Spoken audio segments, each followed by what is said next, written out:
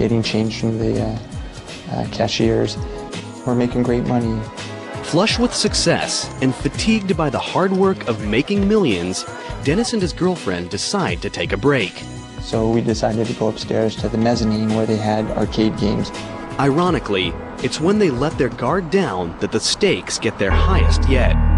Dennis passes off a counterfeit 20 to a teenage employee at an arcade game. She's not experienced with big cash, but she has a nervous habit that's about to expose his entire operation. She was tearing the corners off of all the bills, and when she tore the corner off one of my bills, she noticed it was white inside.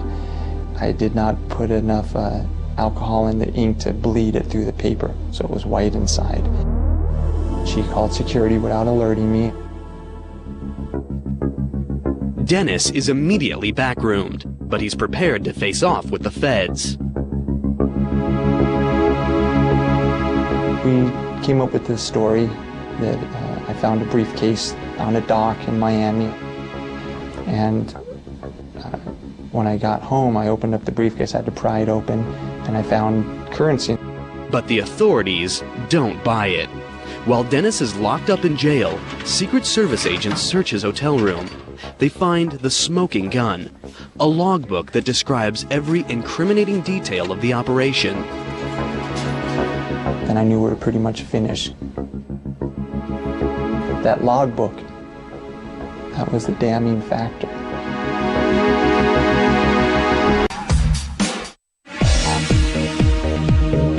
Counterfeiter Wayne Victor Dennis thought he could create his own mega money factory, but he was tripped up by the saturation of the ink and the quality of U.S. Treasury paper. The real paper comes from Crane & Company of Dalton, Massachusetts.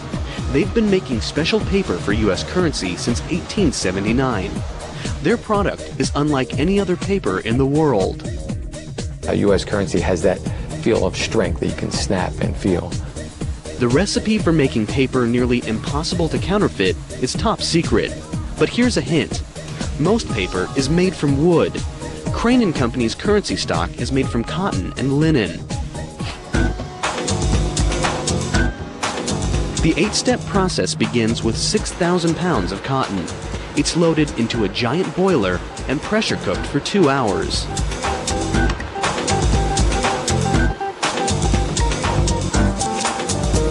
Next, this mess is dumped into a massive tub the size of a swimming pool, where it's cleaned and bleached.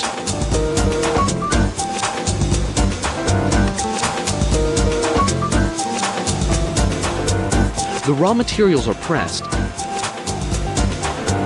then dropped into giant blenders called pulpers. This unique process is what gives real paper money that crisp feel that's nearly impossible to duplicate. The paper makers also add some amazing high-tech secrets we're about to expose. It's all in the inside layer, the same layer that tripped up counterfeiter Wayne Victor Dennis. Paper has a front and a back, and most people don't think a lot about the middle. But it's in the middle of the paper that a lot of the technology that contributes to making paper a counterfeit deterrent resides. It's a technique first introduced in 1996, when upper denomination bills got their major makeover. While the pulp is still wet, highly trained specialists tint the pulp, add color fibers, and presidential watermarks. Much of the exact process is top secret, but here's a tip. The fibers are drawn to conform to a wire mesh pattern in the forming process. That image is simply a result of more and less of the very same fiber that constitutes the bulk of the banknote.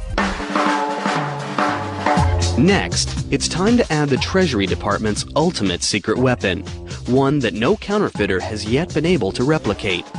They're called security threads. Each of these threads has microscopic numbers on them, 42 thousandths of an inch tall, denoting the bill's value.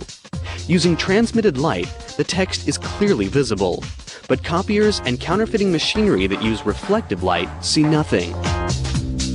Can printing presses like the one Wayne Dennis used match this microscopic detail? You'd have better luck replicating a Rembrandt with a paint roller. The high-tech paper is now ready for drying. Using furnace-like heat presses move with precision to squeeze out any moisture and create rolls that are 8 feet wide and weigh more than 4 tons. Since the watermarks and security threads are embedded inside the paper, each giant roll is made for just one denomination. This giant tube looks more like bulky insulation than a big bankroll. But think again. You're looking at $3.5 billion worth of $100 bills in the making. It would be very difficult to counterfeit this. He did a great job in redesigning what the federal government did. This paper is transforming into some serious cash. It's the stage where stakes and security skyrocket. Wayne Victor Dennis made nearly $12 million of fake bills by cranking them out on a standard printing press. But the real deal? It all happens here in Washington, D.C. at the Bureau of Engraving and Printing's huge money factory. Every step along the way is designed to stop counterfeiters in their tracks.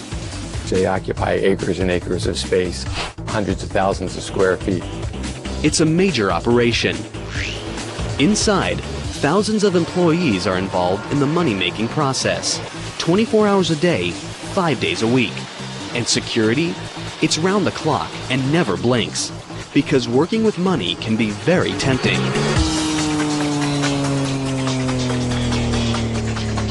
You've worked here at the Bureau for more than 2 or 3 weeks and it still looks like money to you. It's probably not a good job for you. In God we trust might be the motto on money, but at the Bureau, trust is something they take very seriously. From the minute anyone walks through the door, they are searched, scrutinized, and watched by vigilant state-of-the-art security systems. Each morning, as employees arrive for work at the imposing Bureau of Engraving and Printing factory, they must pass through special magnetometers that screen for any hidden weapons.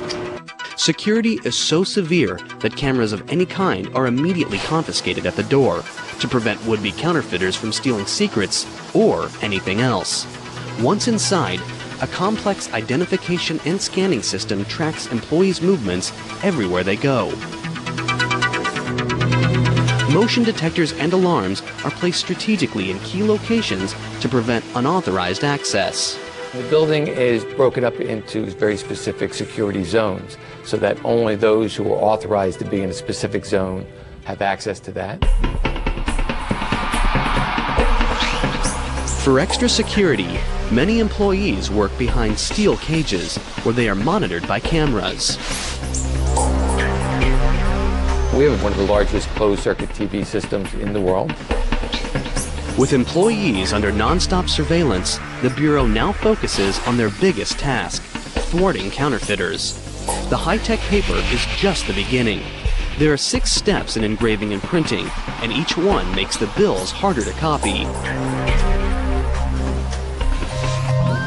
It begins with a simple piece of steel that is transformed into a remarkable engraving.